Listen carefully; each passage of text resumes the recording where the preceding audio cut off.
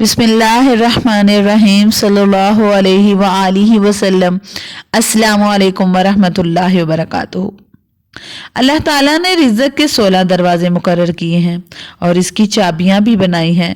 जिसने ये चाबियां हासिल कर ली वो कभी भी तंगदस्त नहीं रहेगा। पहला दरवाज़ा नमाज है।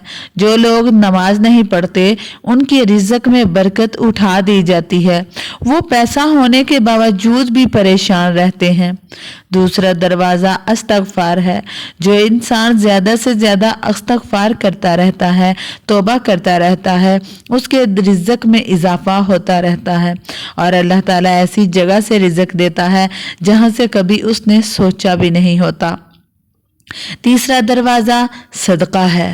अल्लाह ताला ने फरमाया कि तुम अल्लाह की राह में जो खर्च करोगे अल्लाह उसका बदला देकर रहेगा।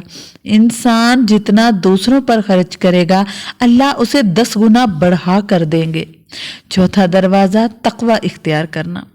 जो लोग गुनाहों से दूर रहते हैं अल्लाह उसके लिए आसमान से रिज़्क़ के दरवाजे खोल देते हैं। पांचवा दरवाज़ा कसरत से नफली इबादत। जो लोग ज़्यादा से ज़्यादा नफली इबादत करते हैं अल्लाह उन पर तंगदस्ती के दरवाजे बंद कर देते हैं। अल्लाह ताला कहते हैं अगर तू इबादत में कसरत नहीं करेगा तो मैं तुझे दुनिया के कामों में उलझा दूंगा। लोग सुन्नतों और फ़र्ज पर ही तवज्जो देते हैं, नफल छोड़ देते हैं जिससे रिज़्क़ में तंगदस्ती होती है। छठा दरवाज़ा हज और उम्रा की कसरत करना। हदीस में आता है कि हज और उम्रा गुनाहों और तंगदस्ती को इस तरह दूर करता है जिस तरह आग की भट्टी सोना चांदी के मैल को दूर कर देती है। सातवां दरवाज़ा रिश्तेदारों के साथ अच्छे सलूक से पेश आना। ऐसे रिश्तेदारों से भी मिलते रहना जो आपसे नाराज़ हों, आपसे क़ता ताल्लुक़ हों। आठवां दरवाज़ा कमज़ोरों के साथ सिलाई रहमी करना। गरीबों के गम बांटना, मुश्किल में काम आना अल्लाह को बहुत ज़्यादा पसंद है। नौवां दरवाज़ा अल्लाह पर तवक्कुल है।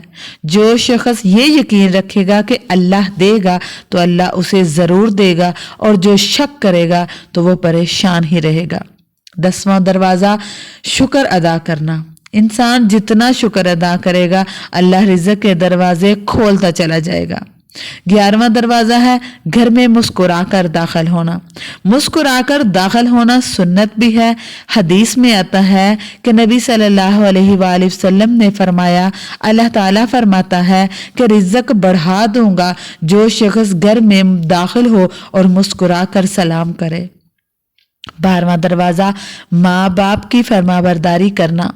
ऐसे शख्स पर कभी तंगदस्ती नहीं होती जो अपने माँ बाप का फरमाबरदार होता है।